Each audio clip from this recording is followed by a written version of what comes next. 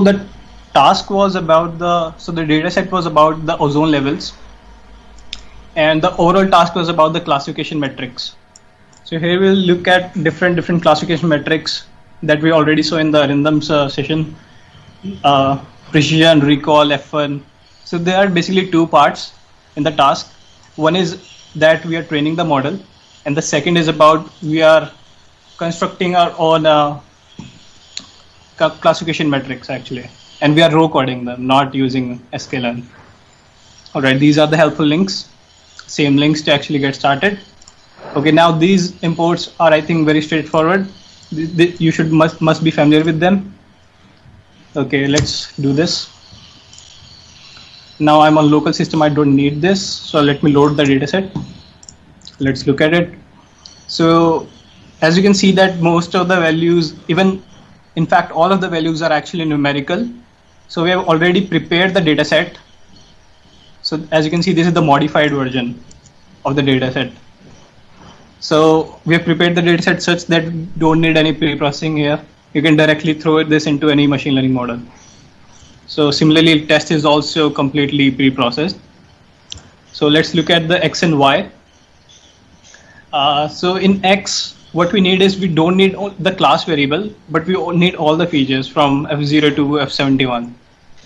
So similarly in X test, we don't need the class. And here this line, what this line means is test.drop. It will drop the class. X is 1 means it will drop the column. We don't want to drop the rows, we want to drop the column. So that's why X is equal to 1. And we have not used in place is equal to true.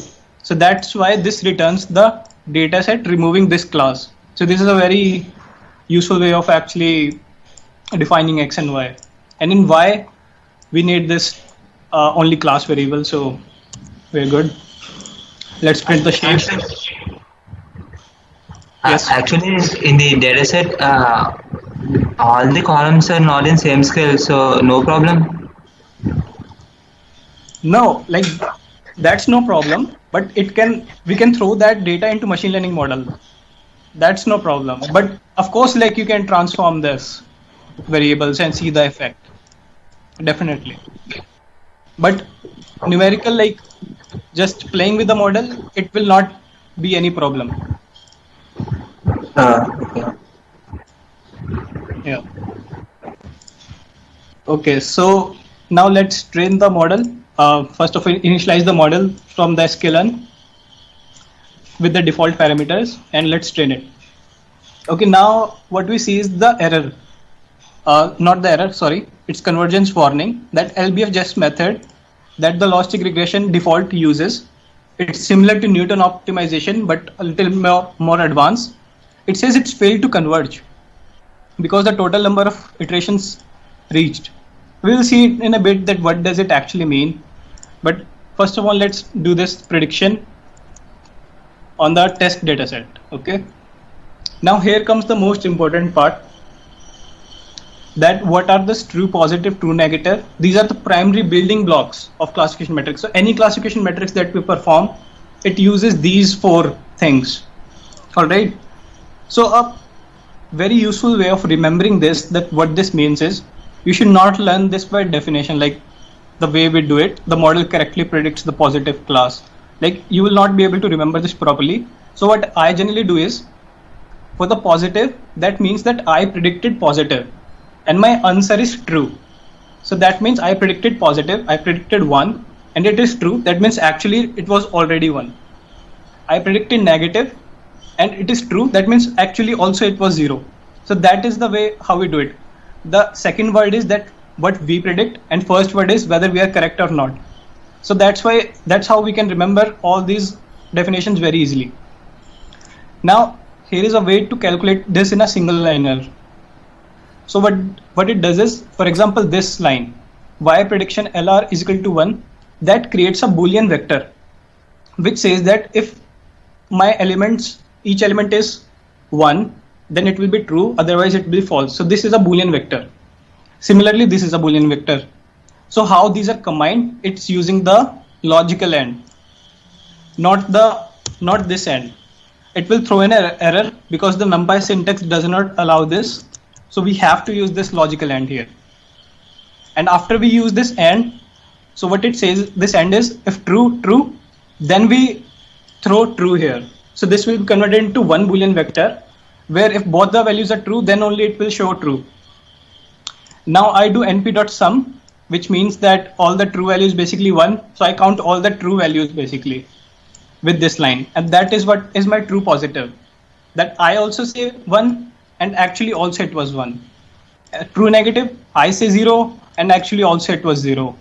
What is false positive? That I predicted positive, but I am false, that I am wrong. So I predicted positive, that is 1, but actually I am wrong, so it was 0. So similarly, you can calculate for the logistic regression and decision tree, the same formulas. Now here was the confusion matrix that Arindam showed. So it's, what is the use of this? That you can see very, very useful numbers in just one shot. That's the usefulness of confusion matrix. Okay, so we have already given the code to print it. So let's see how to do. So this right one is for the decision tree.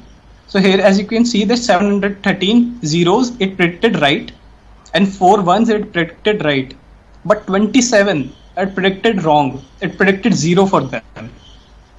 And similarly, like 17 it predicted wrong. But here you can see more absurdness. Like this model didn't predict 1 anytime. It predicted all 0. So can we say it a model even? Like if I put a if condition and say that, okay, I will predict negative all the time, whatever my input is. So that is the same as this output from the logistic regression. It never predicted positive anytime. All right. So what's the way of correcting this? Like it can't be that bad. So remember now this warning that we saw, that it reached the iterations and it was failed to converge. Now let's make it converge first. So there is a parameter called max iteration in this.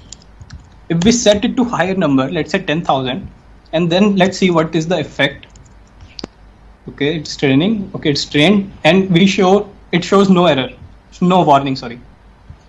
Okay, now we predict again, calculate this again, and confusion matrix. Okay, now if I can see that it predicted some ones. It predicted some ones. And now we are getting some proper logistic confusion matrix for the logistic regression. All right. So this is it's very useful. Like you can see in one go that it predicted 730 zeros right. It predicted 4 ones right. Okay. So okay, now let's print the accuracy. Now I think we have provided all the formulas for you, but even the intuition part is very easy. What is accuracy? The number of predictions that are correct. Okay. The formula is pretty straightforward for the logistic regression and this. So let's compare them. Okay, for the logistic regression we get 0.964, and for the decision tree we get 0.936. So logistic regression is better. All right. So we are defining some properties that Arindam said. So now comes to precision. So precision is that what I say is correct. Whatever I say is correct. So how much precise I am. So the formula is very simple. True positive upon true positive up plus false positive.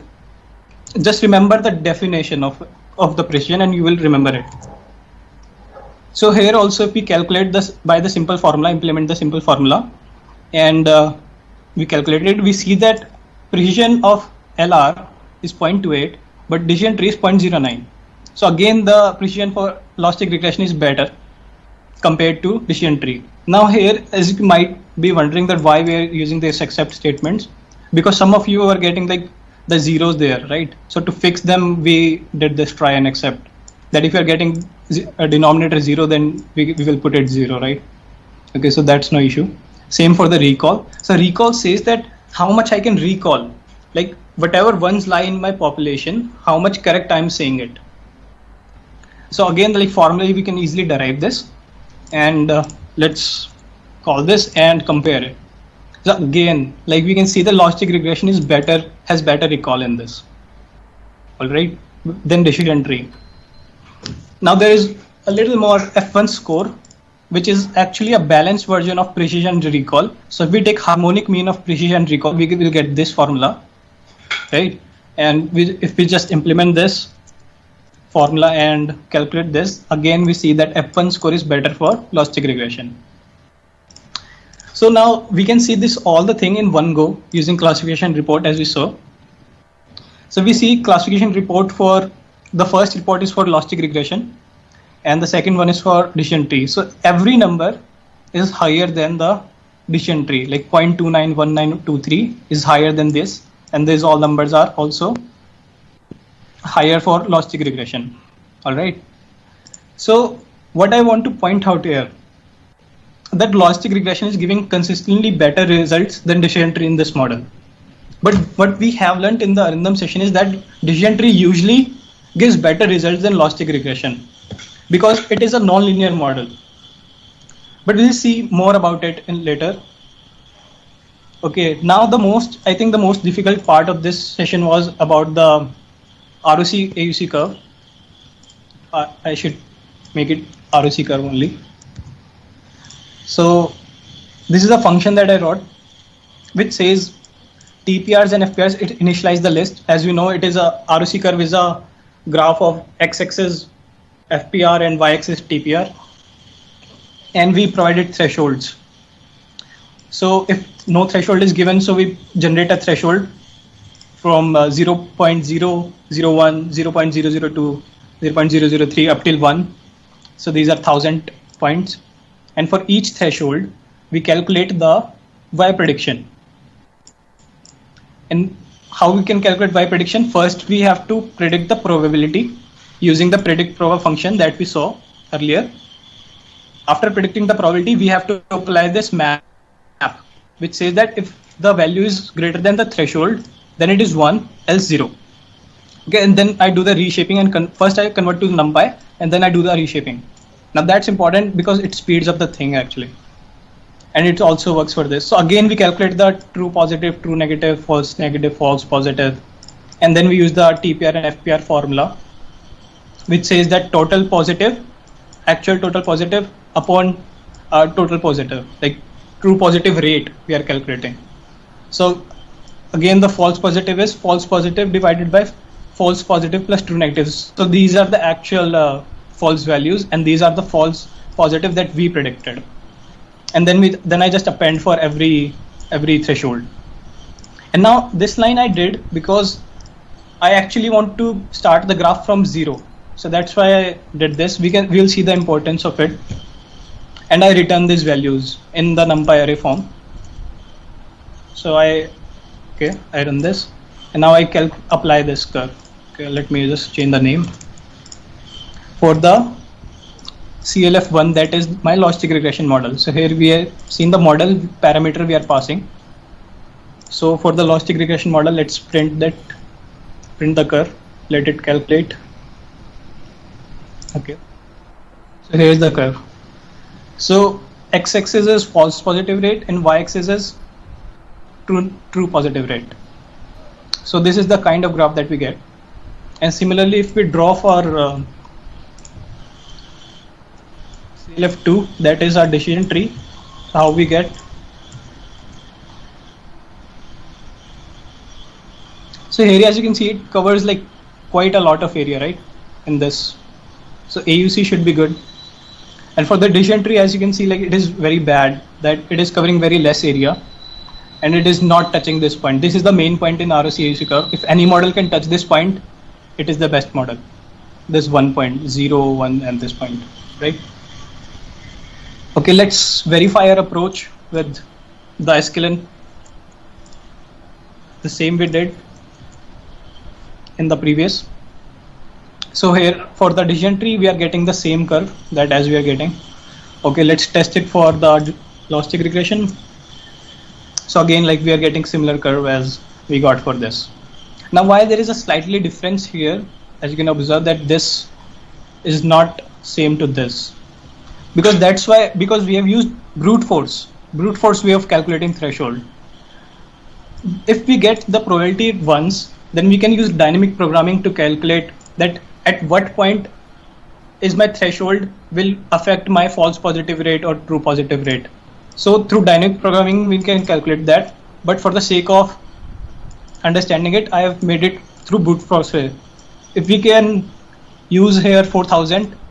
I think it will improve it, but we don't need it. I mean, it's the concept is pretty clear here. Okay, now comes the main part. So I want to talk more about this. Why logistic regression is getting better and why decision tree is not giving good results than logistic regression. So technically speaking, if we see that logistic decision tree can handle outliers, decision tree can handle unskilled values, decision tree is non-linear, so it should handle linear values also. So what is the thing that is making logistic regression better here? What? So this is a pretty good question. I mean, this question we should ask to ourselves, that why it is giving better results. Like decision tree, if you see any article, blog, it will say that decision tree will perform better in any case compared to logistic regression. Okay, so I'll show you that why. I'll show you this reason why. And this thing you will not find in any video, article or blog. This is where the observation comes in. So let me first of all make a heat map of the correlation matrix of this. So xtrain dot correlation, right? And just I plot it. And if you can see that, okay, let me make it more good. CMap.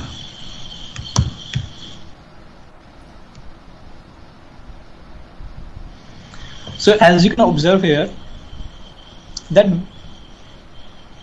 this color bar is showing you that minus 0.6 is the correlation and up till 1 is the correlation.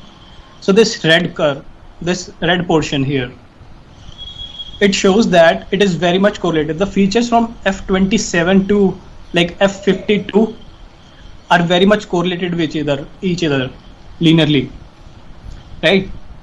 So this is one thing that we can observe. And other thing that we can observe is this last column of class. Let me draw the class variable also.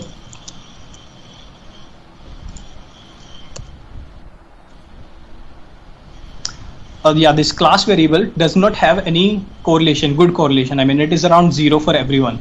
But again, the logistic regression is doing better. How? So that is the question. So let's first of all see any correlation scatter plot between any of these two variables. If it is that much correlated, it should be linear, right? So let's verify that. So if I make a scatter plot using any variable like f, let's say 30, 38, let's say, and with any feature in this range, let's say f42, let's say, and let me give a hue. That means it will tell me if there is any difference in class. Okay, f42 does not exist. Yeah, there should be this in the column. So if you can see this graph, it is linear as we expected because it is very much correlated, right? So if I say you, Anju, I have a question for you. Yes. So like you're obviously trying to show multicollinearity, right? No, I actually want to show that why logistic regression is better than decision tree here. No, but like isn't that against intuition? Because when it comes to multicollinearity, it only linear models suffer from that, right? Yes. But like here, as it can be seen in the heat map, Yes. a lot of the features are correlated. Like in fact, you even plotted it, right? Yes. So isn't that against our intuition? What is your intuition? That in the case of multicollinearity, something like logistic regression should perform like not bad, but definitely not better than DT. Okay, I'll disprove that now. Okay. I guess just to add on, what Himanshu is trying to say over here is that the features, as you can see, are not correlated with the class, but still logistic is performing better. Yeah. Yeah. Exactly. Oh, no. I was asking the opposite. I was asking that if the features are correlated to each other, like that's what multicollinearity is, right? Yeah, we'll see that. I'll disprove your intention here. Okay. Okay. Okay, so as you can see that, let's say, forget about the dataset. If I give you these two features, F38 and F42, and I ask you to create a logistic regression model for this, we can very much say if I create a line here, I can easily separate it. So logistic regression will perform good for these two features. If we remove all these features except these two, then it will perform very good, right? Okay, let's see another one like F46, let's say. And here, as you can also see that it is also correlated. And again, if we draw a line, we can separate most of the points, most of the green points here, because green is 1. We can separate most of the points, right? Okay. But what if we say for a different feature which lies outside of this range? Then what will happen? So let's do any 65, let's say. And now you observe that it is not linear, because as we saw in this graph, it's not linear. Rather, we have this very strange graph that might have some of you might not have seen this kind of graph ever. But here we can see many interesting things. First of all, these green points, as you can see, and the blue points, let me zoom in more. If this batch of green points, if you see, these are very much like a kind of a box in, right? And if above that also, these are kind of a box in there, like blue points and green points are merging together in a box form, right? Now here, if I say you that create a good separating line, then can we do it? No, I don't think we can make a separating line here. So this will not do. Okay, let me zoom in. All right.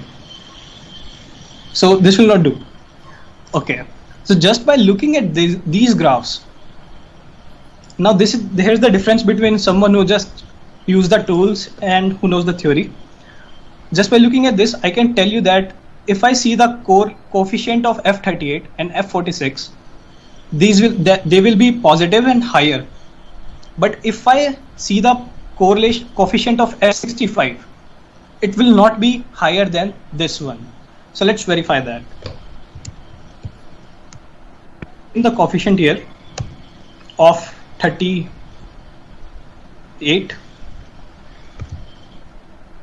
and also I want to print off, let's say 46, and also let's say print off 65.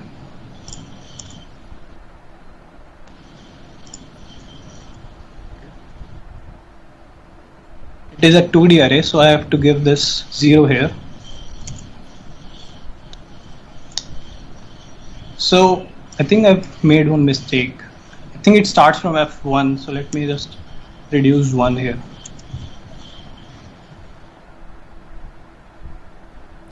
Okay, now you can observe that this is pretty much higher, like 0.44 is the positive coefficient and 0.41 is the positive coefficient.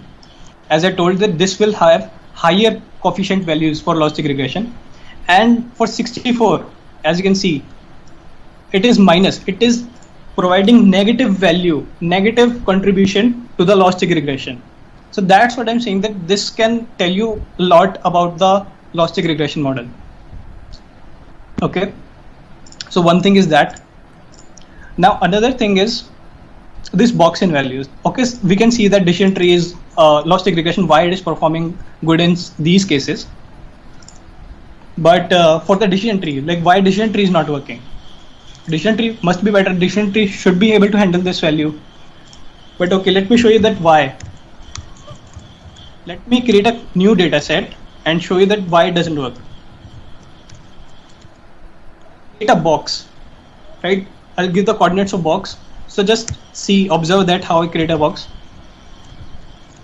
Let's say I give this value to make the distance smaller actually, so decision tree gets confused.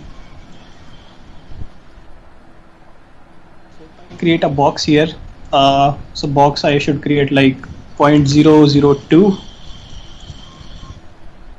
And this will be, let's say, 1.0. Let me just add up to this 0, 0. For this, what will this be? Okay, I think start from 1, 0, 1.2, 1, yeah. This will be 0.002. 02, 02. So as you can observe that these are the coordinates for box, a square, and right. And if I give a y to it, associate a label, and let me say all these are 0. Okay. So let me add one positive point also. That how the positive point look like. So let me insert a positive point in between something.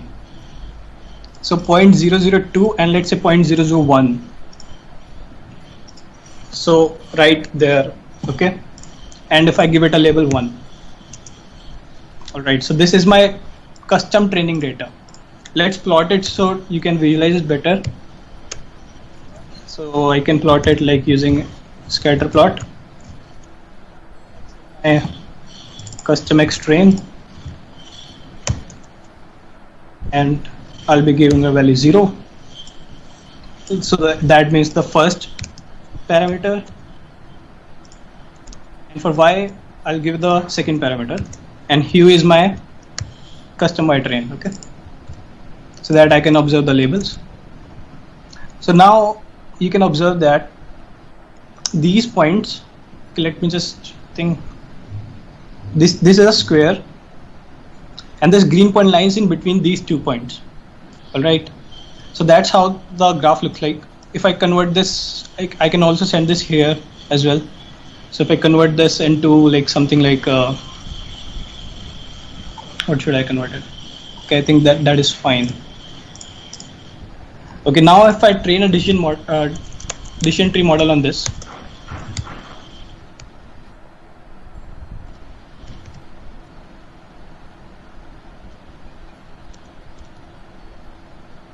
custom xtrain, custom y train, right? And I predict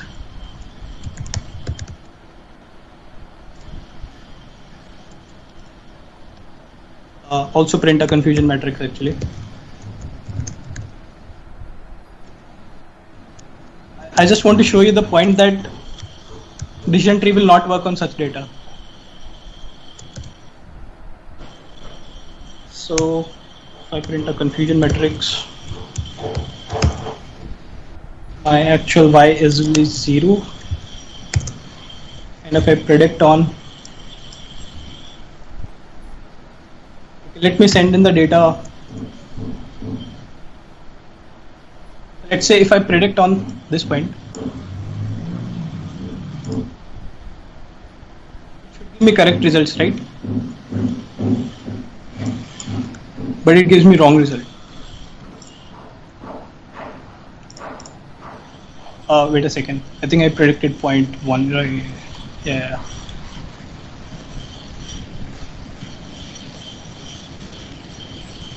Just a second.